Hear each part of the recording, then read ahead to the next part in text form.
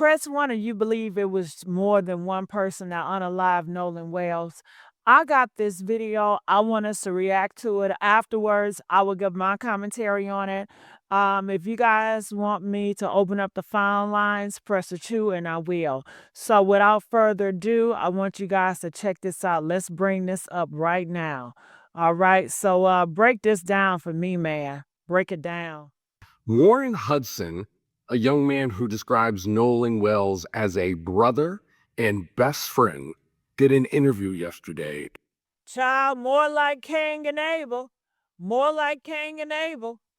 Being a practicing psychotherapist, I noticed a couple of things about his body language and his vocal tone that I want to share with you. So I'm going to show you a clip from that interview, and then let's talk about it. Nolan, I could describe Nolan in a million ways. I mean, Nolan was not just a best friend of me, but he was a brother. I grew up through elementary and middle school, high school, and even our freshman year of college. We talked on the phone all the time. We were really close friends. And Nolan was like a brother to me. And Nolan lit up every room he walked in. He always had a smile on his face. He always had something good to say. I've never seen Nolan get in an argument with somebody. When the incident happened. Okay.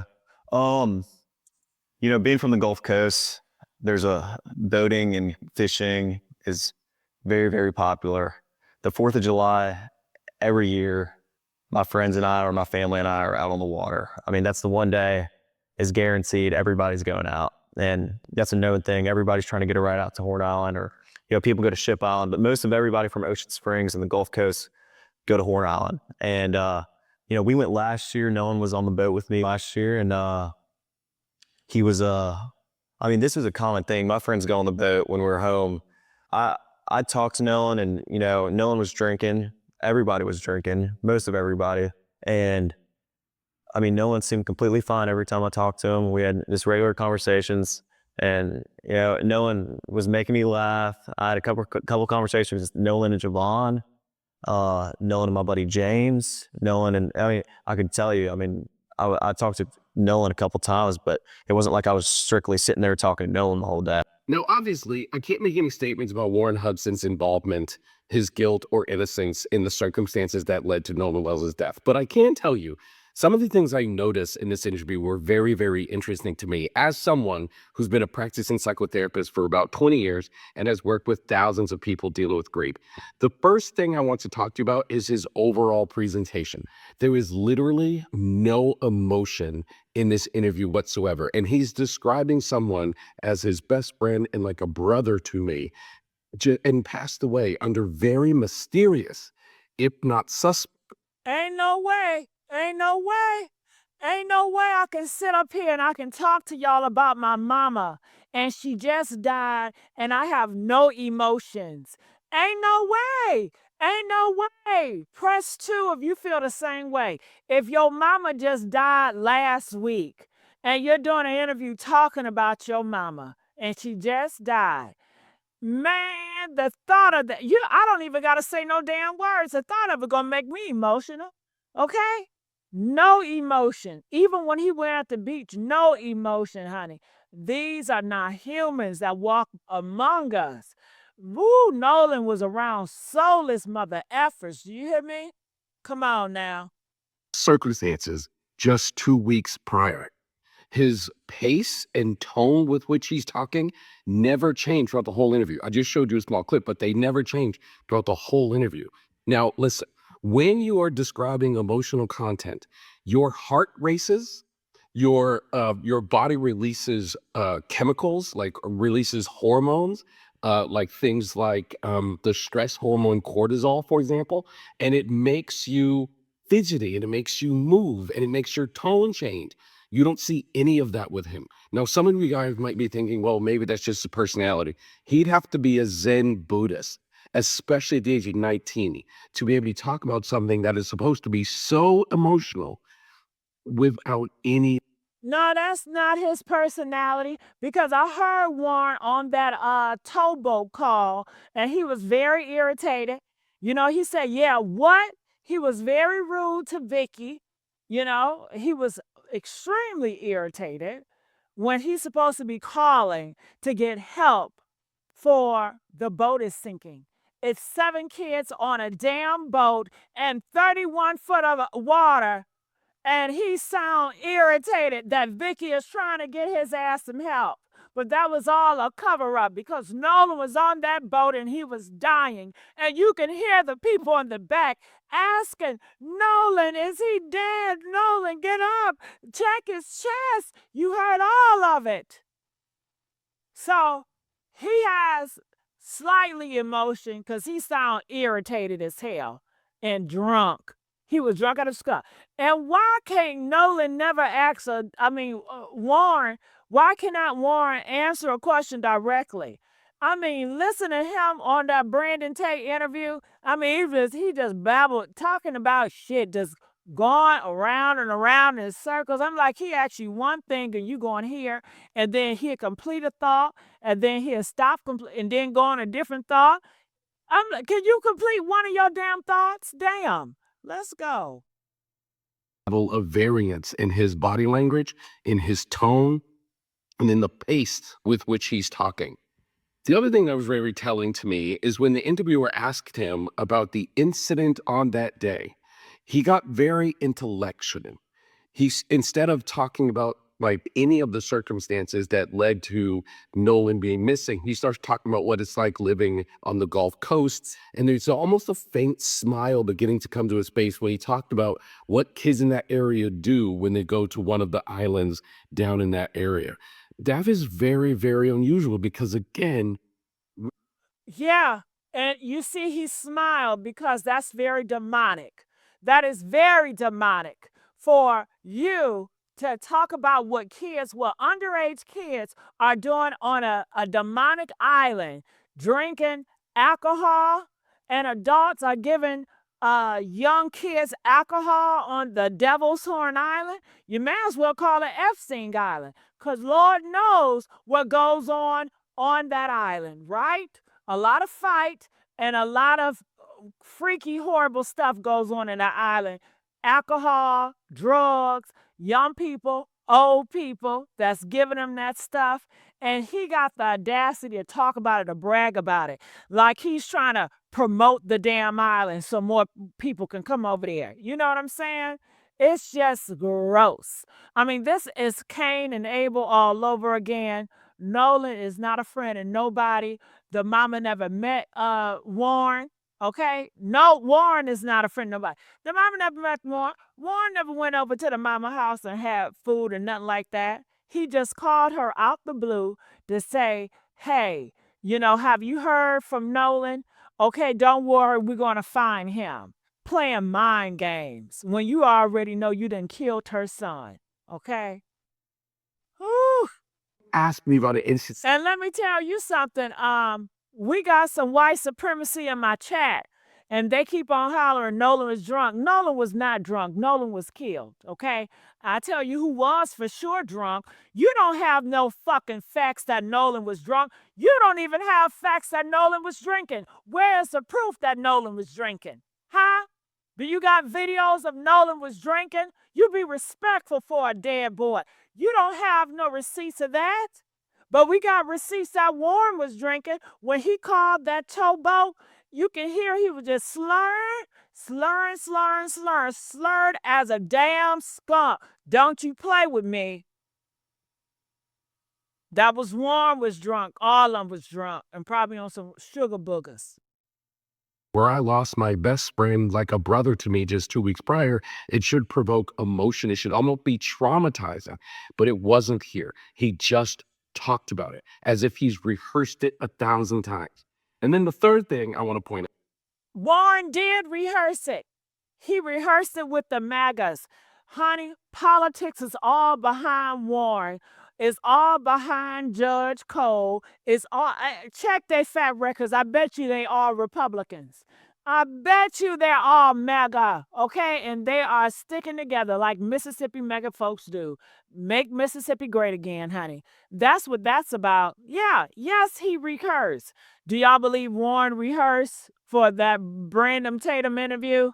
Press 2 if he rehearsed. Hell yeah, he rehearsed. You know he was. is when he talked about details, about like, I was talking to Nolan that day. We had been doing some drinking. Most people express those kinds of things, again, emotionally and with some remorse. For example, we really shouldn't have been drinking. Oh my gosh, I wish I had stopped him from drinking. Something like that would have come out of his mouth.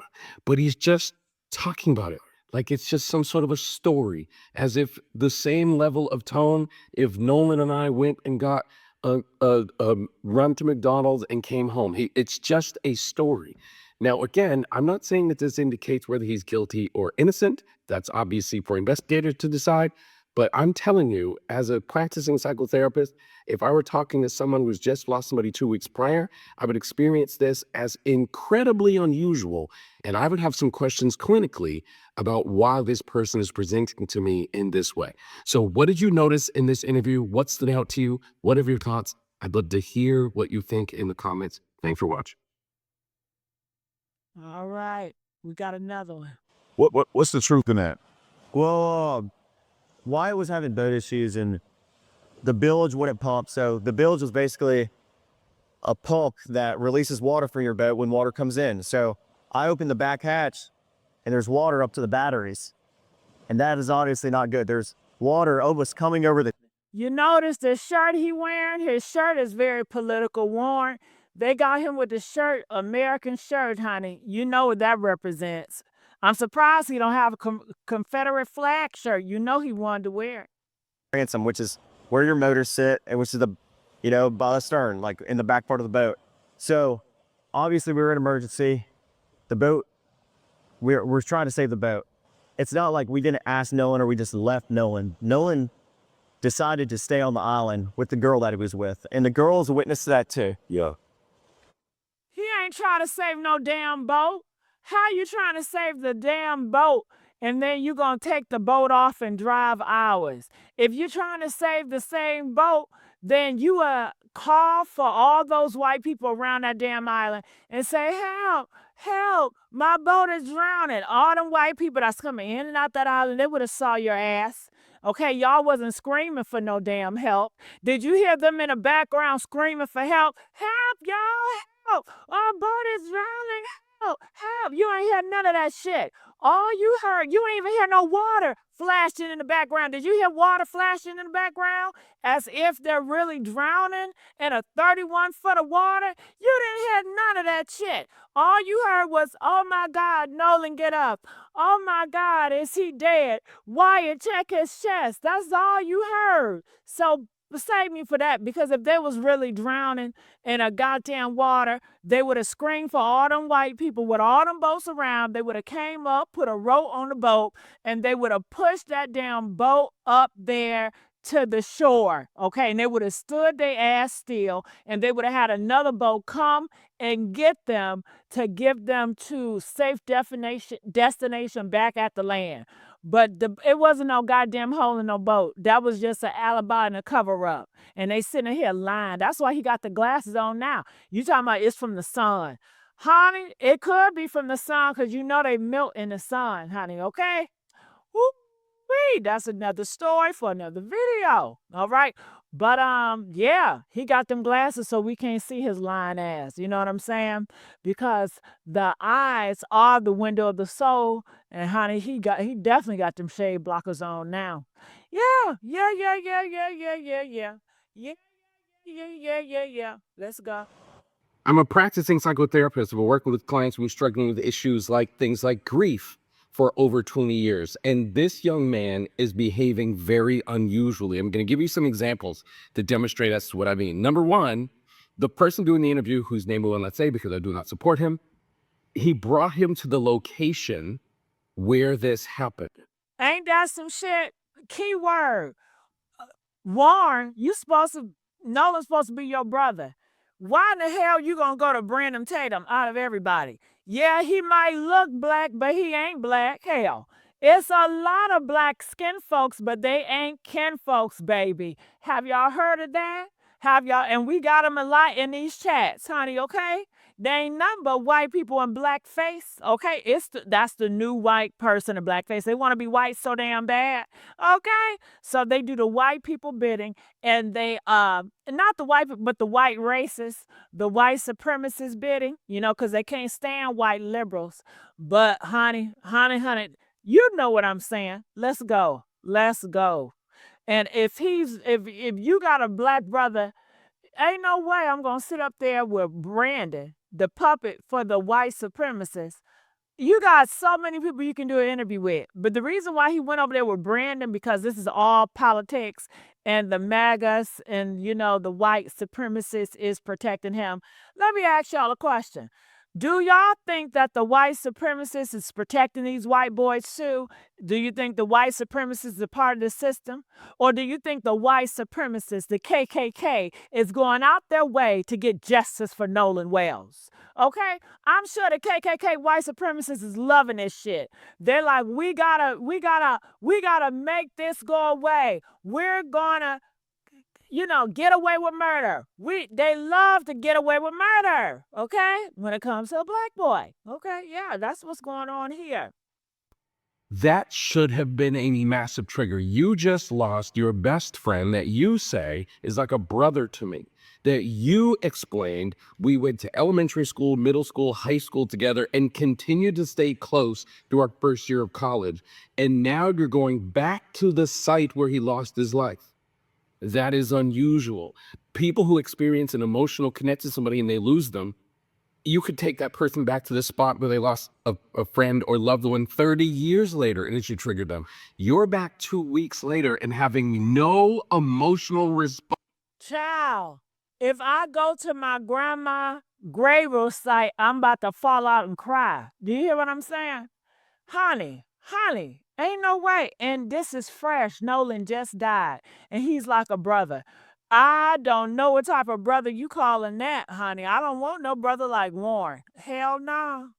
So being in that location, that is very, very odd. I also strongly believe that his interview and his responses are being coached and was well rehearsed. Notice how many times, and you can see this throughout all of the interviews, but notice how many times he repeats himself. He doesn't refer to Nolan by any other phrase except Nolan.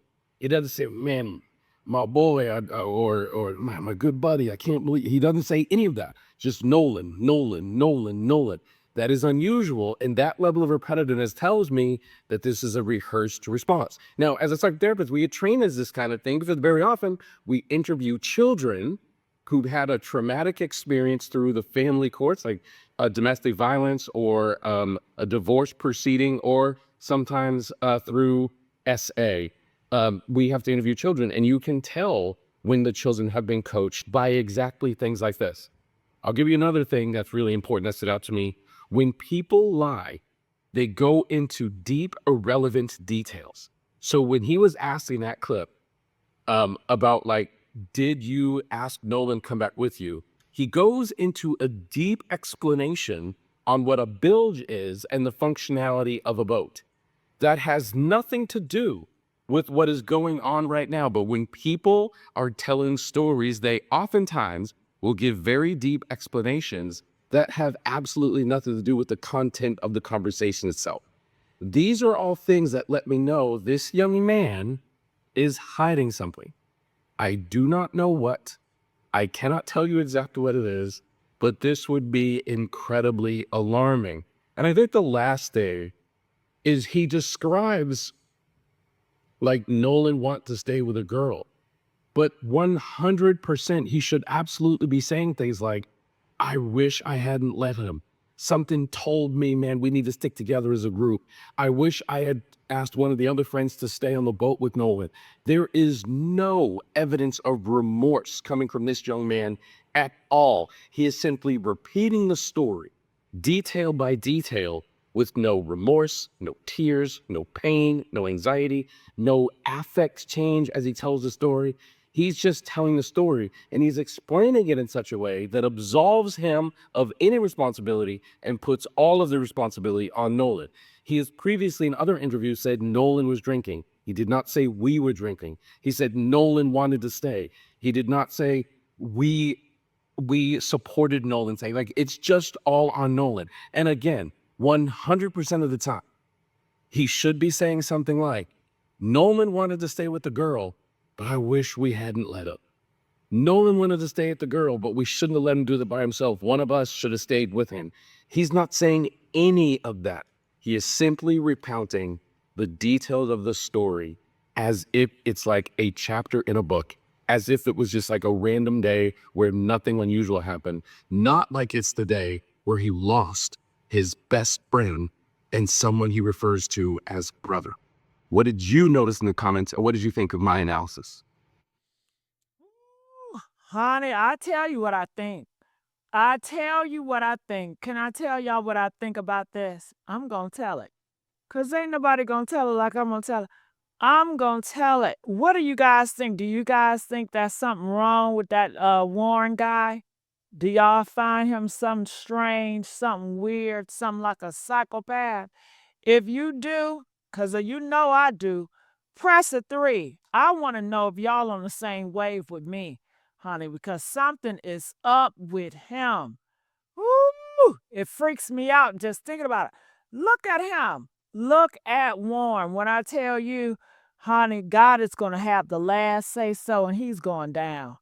He is going down. Watch when I tell you. He is going down. Okay? Yeah. Yes, yes, yes. God is going to have the last say so. When I tell you it reminds me of Cain and Abel, yes, yes it does. Yes it does. But you know what, honey? My kings and queens, look at me for 1 second, y'all.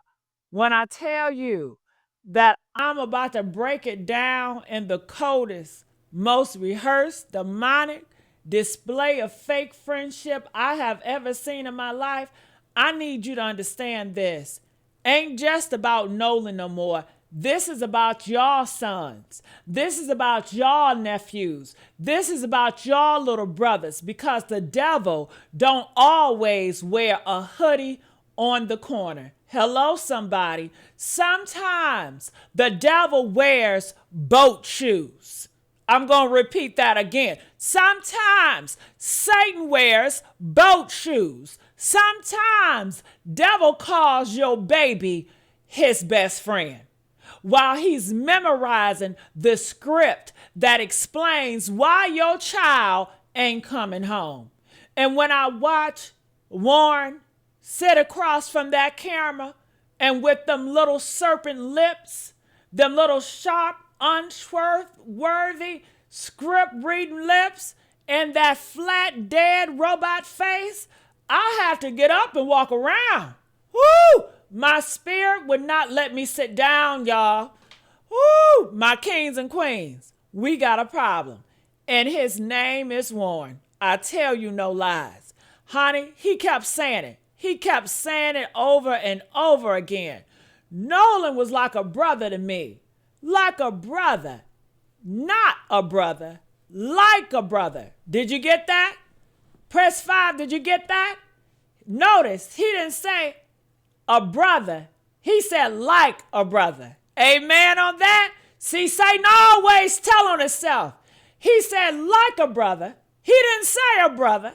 He didn't say he was my brother. He said like a brother, not a brother, like a brother. And when I tell you that every time he said it, my spirit screamed one thing. Cain and Abel were brothers too. Woo! Y'all not ready for me to bring the word in this. Cain and Abel was brothers too. Let that sink all the way in. Cain was like a brother to Abel, and Cain still killed him. But it get worse.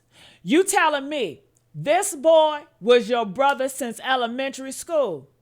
Did y'all went through middle school together? Y'all went through high school and freshman year of college together, and you talked on the phone all the time, and you never, not one time, been to his mama house? Woo! You never met his mama? Honey, where I'm from, if you my brother, I know your mama. Your mama know me. Your mama probably tried seeing my face at the dinner table, eating up all the goddamn cereal, okay? Your mama know my mama? Hell, okay? But Warren never met Christine, never stepped foot in the Wells home. So what kind of brother is that, huh? The kind that only knows you when it's time to. You know what? You know that, right? I'm going to let y'all finish that sentence in the comments section because I already know what y'all thinking, and you damn right. You damn right. Now let's talk about this interview because I don't need no degree to see what I see. Okay? I don't need no damn degree, y'all. But since they want to act like we crazy, I watched this whole thing frame by frame, and what I saw was a boy who was flat. What I saw, woo, honey, I saw a boy who was flat. I'm talking about emotionally flat. Like somebody done unplugged his soul and left the body on autopilot. His pace never changed. His tone never changed. He sat there describing his best friend dying under mysterious circumstances just 2 weeks prior. And honey, he sounded like he was reading the damn weather report. Nolan was like a brother to me. Same tone. Nolan lit up every room. Same tone. When the accident happened, wait a minute. The accident? He called it the accident. Did y'all catch that? Not when I lost my brother. Not when Nolan died. The accident. Woo! Like it was a fender blender. Woo! Like it was a power outage. And when they asked him about that day, oh my God, that day, you know what he said? He got intellectual. Start talking about Gulf Coast, boating culture, Horn Island, Ship Island, how everybody goes out on the 4th of July, and there was almost a smile on his face. Did y'all catch that? A faint smile, talking about what kids do on the damn island while his brother is dead 2 weeks prior. And he's up here smiling. Make it make sense because it don't make no damn sense at all. But honey, it ain't just about the lack of emotion. It's the script. This interview was rehearsed. And I don't mean practice in no damn mirror. I mean coached by the judge mama rehearsed. That's what I'm talking about. Notice how many times he repeats himself. Nolan was like a brother. Nolan lit up every room. Nolan was like a brother. Over and over and over and over again. And here's what really got me.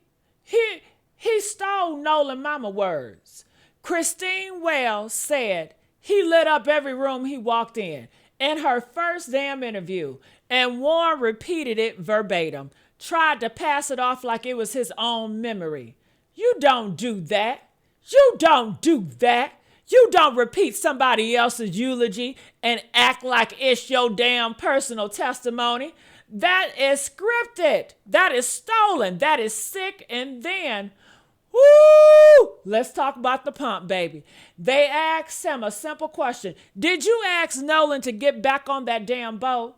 And he went into the whole thing about the damn pump. The water up to the batteries and the this and then the that and the emergency state, irrelevant details of that damn pump. When people lie, they do that. They bury you with irrelevant details so you can forget the question you was asking. And you know what he never said? I wish I hadn't let him stay. I wish, not once, not one of us should have stayed with him. Because I know if that was my brother, ain't no damn way I'm going to leave your ass out there on that island by yourself with no phone and no keys. Are you crazy? But see, Nolan was not there by himself. Nolan was already dead on that boat, knocked out. That's what that was about, honey. Okay, now you know damn well if Nolan would have stayed behind, you would have had many white people come up. Yeah, I seen his black ass at 8 o'clock. I seen that black nigga at 7 o'clock. I seen him at 9 o'clock. I seen him at 10 o'clock. You would have had so many white people say, yeah, you gonna notice a black nigga on that goddamn island, right? Right? You gonna notice. It's just like, honey, oh, okay, I don't want to be offensive. Well, I can't say what I want to say because I don't want to be offensive. All right, but yeah, honey, I should have made him get on that boat. No, zero remorse, y'all. Zero guilt. Just Nolan decided to stay with a girl named damn Katie, okay? And then somebody need to interview that damn Katie. Press 5 if y'all want us to interview that Katie. Somebody need to interview Katie. I need to make sure Katie is a real person, all right? Interview Katie. And then the drinking. The first thing out of his mouth, Nolan was drinking. Ooh, just threw Nolan under the bus, girl. Everybody was drinking. He made sure to mention that. Underage drinking. He painted Nolan as a damn drunk, as what irresponsible. That's what he was trying to do. And trying to make it seem like that was the problem. And that's how they do us all the damn time. That's how they always do us, y'all. Make the victim look like he deserved it. He didn't say, we really shouldn't have been drinking. He didn't say, I wish I would have stopped drinking. He said like it was a McDonald's run, like it was nothing. Nolan was drinking. Nolan was drinking. Nolan was drinking. Yeah, Nolan. Did y'all know Nolan was drinking? Did y'all know Nolan was drinking all that alcohol? Nolan was drinking, y'all. Yeah. And then said, I only cared about the boat. I only cared about the boat. Your brother is missing, possibly dead, and you only care about a damn boat. And then there's the slip, right? He said, if Nolan isn't awake, then where is he? Awake? Keyword awake. He said awake. Who confused with awake with found? You don't confuse awake with found unless your mind is already thinking about somebody being unconscious, being dead. And on that 911 call, you can hear a girl in the background screaming, Nolan! Nolan! And somebody whispering, is he dead? Oh my God! Is he dead? On the towboat call before they even reported him missing. Before they reported him missing, y'all. How you asking if he's dead if you don't know he's missing yet? Huh? You already planning a story. That's how. And then, honey, they took him back to that spot. The spot where his brother lost his life. 2 weeks later. And you know what Warren did? Absolutely nothing. Nothing. No breakdown, no tears, no voice crack, no I can't be here no more. I just can't take it. They took him back to the scene of the crime of Nolan Wells, and he had no emotional response. Now listen, y'all. You could take me back to the spot where I lost somebody 30 years ago, and I still gonna feel something. My chest gonna tighten, my throat gonna close, something. But Warren, honey, flatline, because he already knew what happened there. Yes, he did. He already wasn't grieving. He was performing. And that performance had been coached. It has been rehearsed, repeated 1,000 times in front of a camera while his judge mama corrected his lines. Nolan decided to stay with that white girl. The girl is a witness. Honey, we were still trying to save the boat. Same script, same flat ass delivery, same dead eyes, same serpent lips moving, but no soul behind it. And honey, this is where I bring it home. Yeah, I'm going to bring it home because Warren ain't just some random white boy, y'all. Warren is the judge's son. His mama or stepmama, depending on which lie you want to believe, is a judge. That interview had judge coaching written all over it, baby. Why else could he call his mama judge in the middle of the damn party? supposedly having a good time. You calling your judge mama for what? To get goddamn instructions. That's why. To figure out what to do with the damn body. And then they lured up the first. Remember that? The first thing they lured up, because before the coincidence, but before anything, they didn't lure it up. Before a helping search, before answering any questions, honey, they done lured the fuck up, okay? Deleted their social media and hid. And didn't even go to the damn funeral. Like a brother. Didn't go to the funeral, honey. Didn't even send flowers. They didn't send no flowers. Then you got the the person I just showed you breaking it down. What guilt looked like. Lack of empathy for the victim and attempts to rationalize, attempts to form a cohesive story amongst co-conspirators. You understand? Digital evidence of them communicating back and forth, rehearsing their lines, getting their story straight. That's what the experts see in the sheriff. Honey, let's not talk about John Laybetter. Honey, the same one who came out here said he didn't suspect foul play when he first saw Nolan's body. The same one who got approached by a sister from WDSU and he couldn't even look her in her eyes, y'all. Honey, you don't have to publish that. That's what he was saying. Check with the district attorney. Just dismissive, honey. Dismissive, smirking, honey. A black boy is dead. We getting on his damn nerves for asking questions. Damn.